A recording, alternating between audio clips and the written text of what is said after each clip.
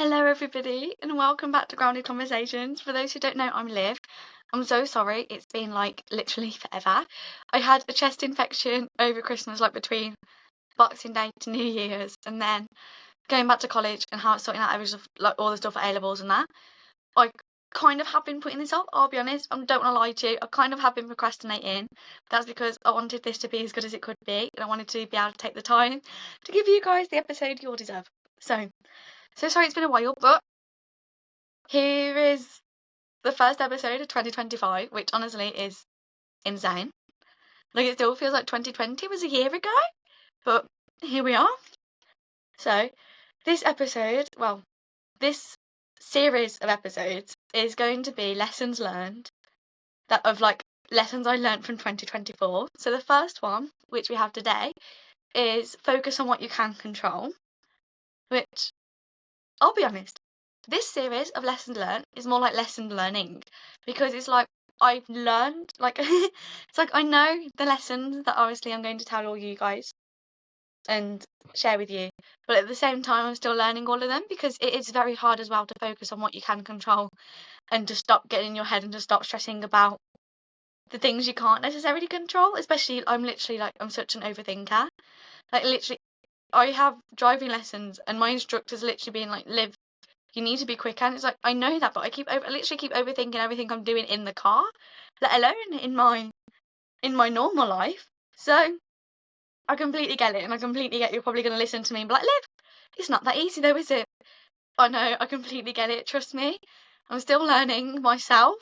So these are just things from personal experience, because I get really stressed out. If you've been here for a while, or you just know me, I've probably spoken to you about how stressed out I can get, and how during my GCSEs it caused literally pain and me being sick and stuff.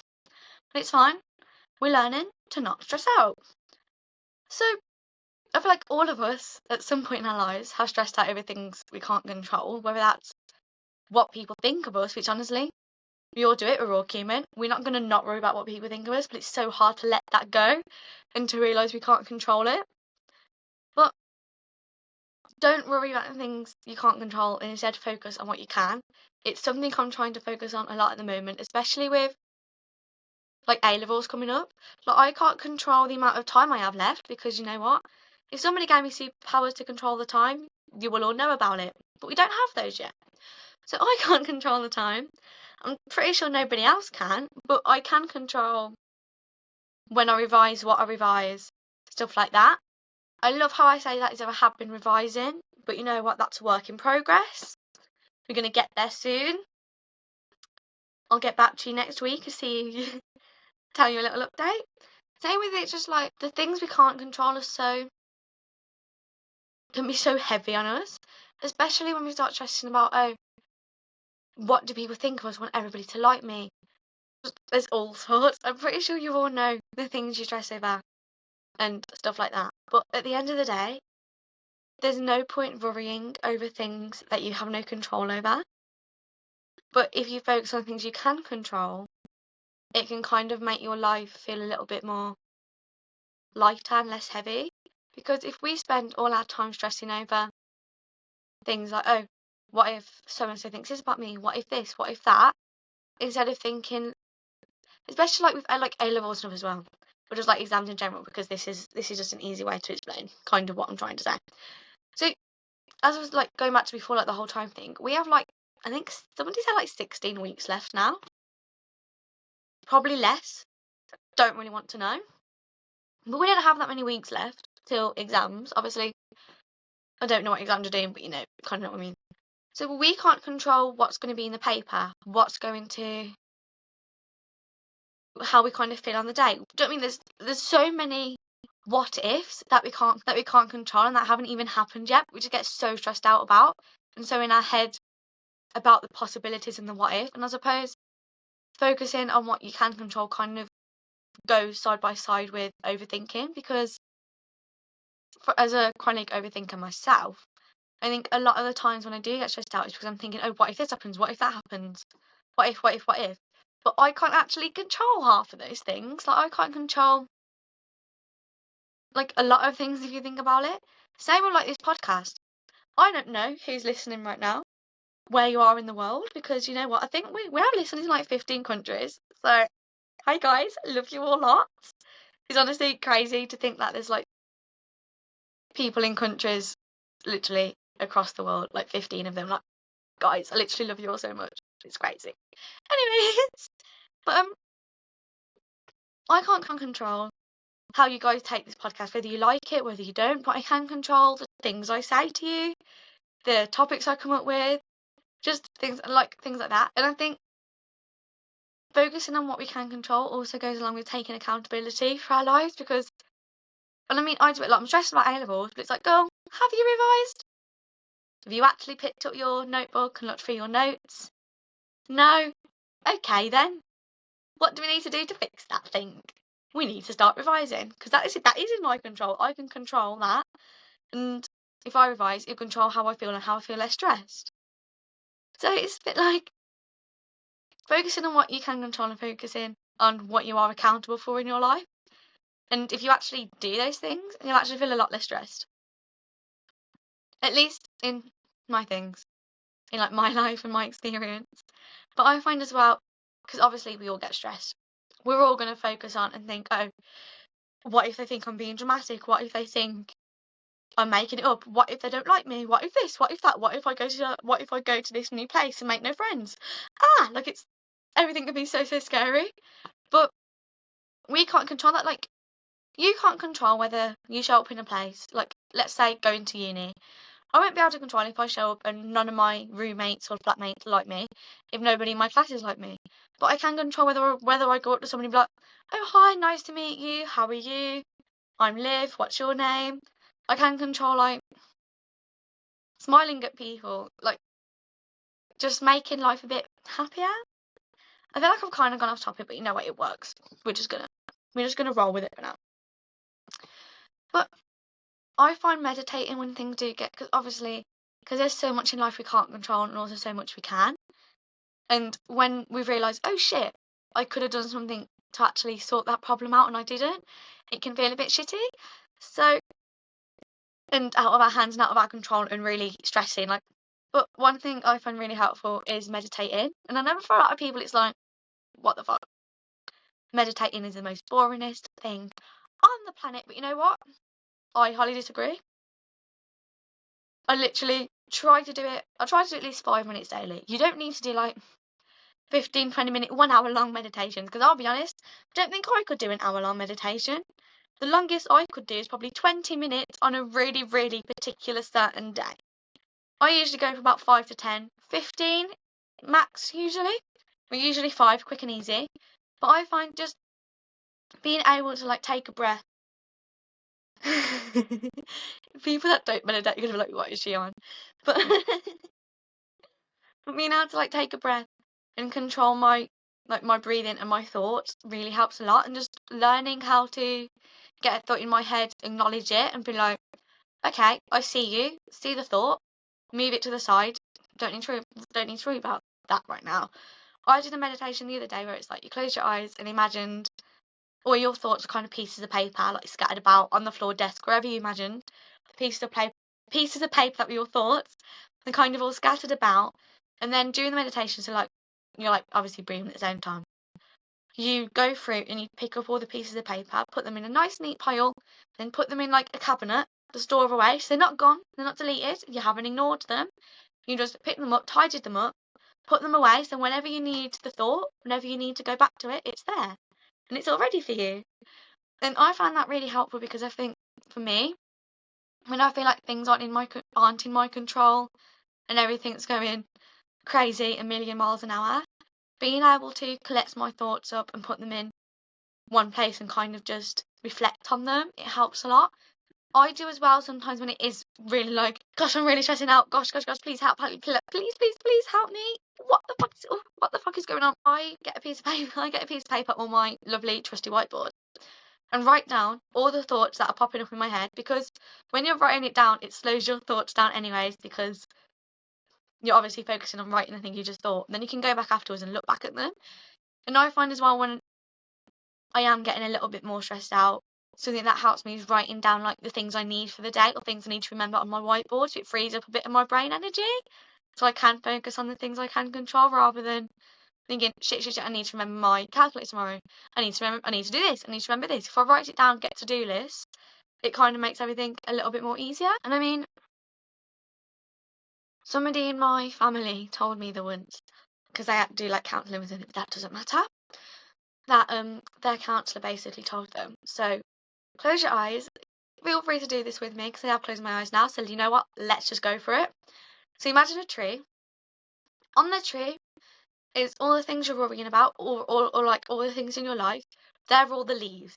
So think about all the things you're worrying about as all the leaves, and then imagine the things you can't control falling off. Just all the leaves falling to the ground. Not on your tree anymore, because you can't worry about them, so you don't need to stress. Because they're not on your tree. They're not attached to your branches. They're not your leaves anymore. They're gone. So, obviously, I feel like you could find somebody that did it better than me. Because I'm not a professional at this, but it's fine. But I feel like we all do it. We all worry about things we can't control, and it's so hard to focus on the things we can. But I am learning to and trying my best to. And something I found really helpful recently is just praying to God about the things that are worrying me and stressing me out. And be like, God, my Father, this is worrying me. This is really stressing me out. I don't know what to do with this. And then trusting God with it and trusting God to. Oh, you can see my cat in the background, by the way. Sorry. And then just trusting God with it and trusting God to fix it and to help me feel less stressed out. And obviously, I know there's no possible way all you listening are Christians or follow religion or whatever.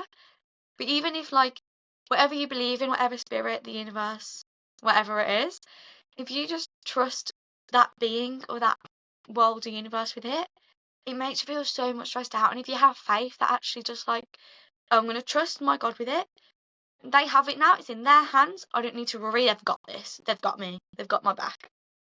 And it makes me feel so much lighter and so much more relieved anyways. I also think just taking a moment to write down your thoughts, think about, I can control this, I can't control that, and just taking a moment to reflect and breathe on everything it's actually so good. But even just like spending a few minutes a day to reflect, journal, I find gratitude, honestly, get a gratitude journal, guys. Or even, I have an app on my phone. If you search gratitude journal on the App Store, there's a couple. I have this app on my phone, which I haven't used in a while, but it's fine. Because I have like my little notebook as well.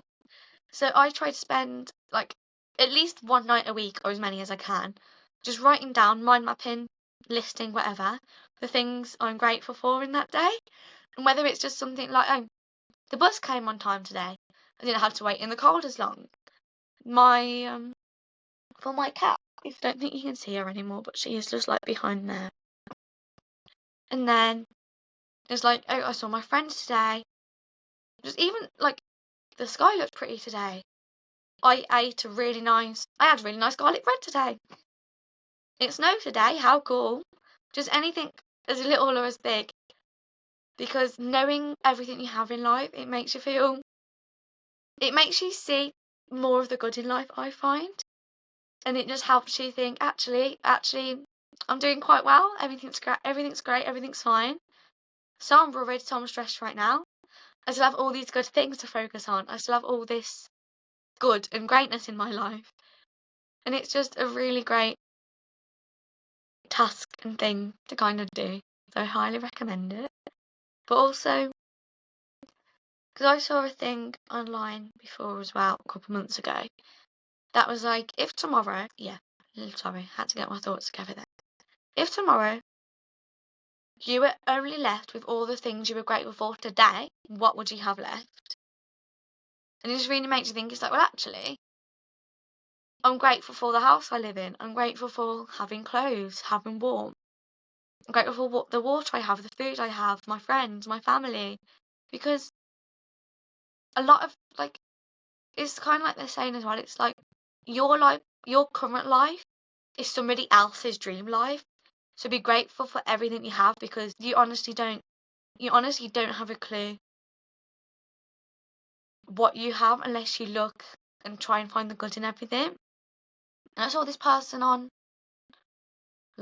probably TikTok, say the other day as well. It was just like, okay, I challenge you for today, for the next day, to make a notes in your phone of all the little good things that happened, whether it's a stranger saying thank you, holding the door open, somebody smiling at you, a friend having lunch with you, because it makes you see all the good that's actually in the world, because it's so easy to focus on what we can't control and what's stressing us out and what's making us mad and how everybody else thinks of us. When we actually look for the good and all the love and everything else in the world, it actually is like, actually, everything's all right. We're all just human. We're all just looking to be liked and loved. And we're all going through this world. That's our first time living, being like, gosh, this is a lot. There's so many. Because I'm not going to lie, there's obviously so much bad in the world, but there's also so much good too. And it's so easy to focus on the bad and what's stressing us out and what we can't control. When we switch that on its head, it gives us such a new perspective. And it's something I learnt last year, because as somebody that does have quite a bit of anxiety and stress, I find it so easy to get in my head and to overthink and to worry and stress and to get really in my head about everything. But learning to actually change my perspective and to be more grateful and to look for the good in things, it's honestly like a whole new world. Because even just like making a list of right, I used to as well, so I don't do it as often anymore. Write down each day 3 good things that happened, 3 kind things that happened, and 3 things you liked about yourself today. That's not my idea. It is Emma Watson's idea that she said in an interview the one, and she was talking about the journal she carries with her everywhere. I'm not going to lie, but it works, especially the kindness thing, because you start to notice like, oh, that was actually quite kind what that person did, just like waiting for everybody to get off the bus before he did. Oh, it was really kind when I saw that other person pick up the credit card somebody in front of them dropped as they were walking. Sorry, I have hiccups. There's so much good and so much kindness in the world. And when we focus on what we can control and focus on the good and all that stuff, it's honestly amazing.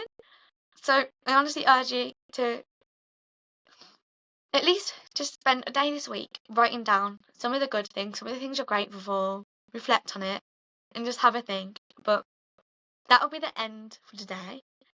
There will be another episode out next week, because obviously we missed a lot and I really want to catch up, so I have at least 8 weeks planned of just lesson learned videos. So next week, I'm not sure which one I'm going to do next week, but I'll see you all very, very soon. I love you all so, so, so much. Thank you all for listening. Hope you all have an amazing 2025. January was just a trial month. You have the rest of the year to do amazing, wonderful, lovely things. I love you all so, so, so much. I will hopefully see you all next week.